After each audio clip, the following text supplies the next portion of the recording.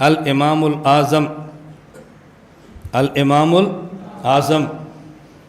اب اس دور میں ایک نیا فتنہ شروع ہوا ہے کہ لوگ امام ابو حنیفہ رحمۃ اللہ علیہ کی مخالفت جب کرتے ہیں تو پھر جلسے کا عنوان یہ رکھتے ہیں امام اعظم محمد الرسول اللہ صلی اللہ علیہ وسلم کانفرنس۔ بھئی آپ نے امام اعظم رسول اللہ کانفرنس کیوں رکھی؟ کہتے ہیں جی سب سے بڑے امام اللہ کے نبی ہیں۔ ہم نے کہا سب سے بڑے امام یا سب سے بڑے نبی؟ سب سے بڑے امام یا سب سے بڑے؟ یہ جن کو ہم امام کہتے ہیں ہم ان کو نبی نہیں کہہ رہے، مجتہد کہہ رہے ہیں۔ تم کہہ رہے ہو امام اعظم رسول اللہ ہے، تو یہاں امام کا معنی مجتہد ہے، یا امام کا معنی مجتہد ہے۔ حضور مجتہدین میں سب سے بڑے ہیں یا نبیوں میں سب سے بڑے ہیں؟ آپ تو سب سے بڑے ہیں، حفاظ سے بھی بڑے ہیں، قراء سے بھی بڑے ہیں، فقہاء سے بڑے ہیں، محدثین سے بڑے ہیں، مفسرین سے بڑے ہیں، تو صرف ایک امام کا کیا قصور تھا کہ آپ نے ان کے مقابلے میں کانفرنس رکھ دیے؟ آپ رکھا کرو پھر قاری اعظم رسول اللہ کانفرنس۔ کیوں جی سب سے بڑے قاری حضور تھے۔ محدث اعظم رسول اللہ کانفرنس، کیونکہ سب سے بڑے محدث حضور تھے۔ تو پھر سب باتیں لکھو، ایک امام کا کیا قصور ہے کہ اس کے مقابلے میں تمہیں کانفرنس رکھنی پڑی ہے امام اعظم رسول اللہ کانفرنس صلی اللہ علیہ وسلم۔ تو ایک کانفرنسوں کے عنوان رکھتے ہیں، ہم انہیں کہتے ہیں پھر ایسا کرو کہ کانفرنس سے 3 اور بھی کرو۔ ایک کانفرنس کیا کرو صدیق اکبر صلی اللہ علیہ وسلم کانفرنس۔ لوگ پوچھے کیوں؟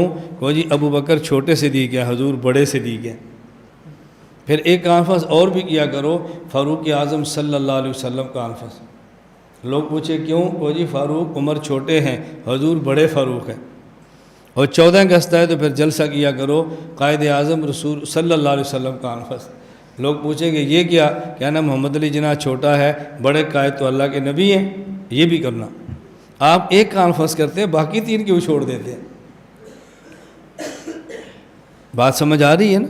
اس لیے ہم کہتے ہیں کہ دیکھیں صحابہ کرام سارے صدیق تھے۔ قرآن کہتا ہے من النبیین والصدیقین، اور صحابہ میں بڑے صدیق ابو بکر تھے۔ صحابہ سارے حق اور باطل کے درمیان فرق کرنے والے فاروق تھے، اور ان میں سب سے اہم فاروق عمر بن خطاب فاروق اعظم تھے۔ جب پاکستان بنا اس وقت جماعت مسلم لیگ تھی، اور مسلم لیگ کے جو لیڈر تھے ان میں سب سے بڑے لیڈر محمد علی جناح تھے۔ تو یہ معنی قائد اعظم محمد علی جناح کا۔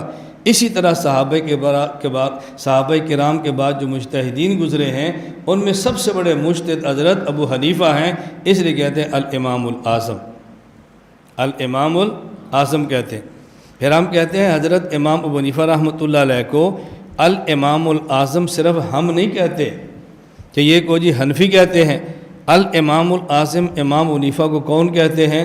نمبر 1 ابن اسیر الجزری الکامل فی التاریخ میں ہے، الامام الاعظم جلد 5 صفحہ 192۔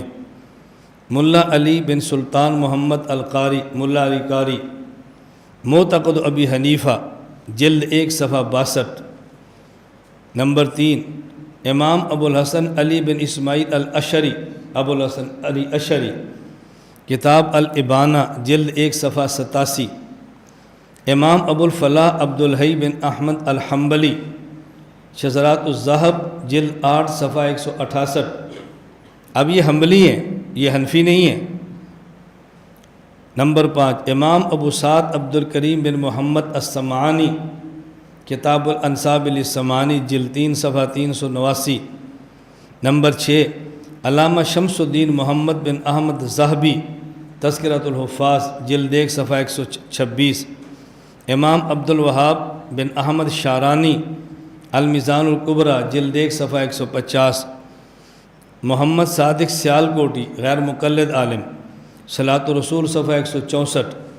محمد ابراہیم میر سیالکوٹی غیر مقلد عالم، تاریخ اہل حدیث صفحہ 37۔ میاں نذیر حسین دہلوی شیخ الکل فی الکل، غیر مقلدین کے سب سے مبانی عالم، فتاوی نظیریہ جلد 3 صفحہ 131۔ تو امام ابو حنیفہ کو امام اعظم صرف ہم نے نہیں کہا، بلکہ امام حنیفہ کو امام اعظم امت نے تسلیم کیا ہے۔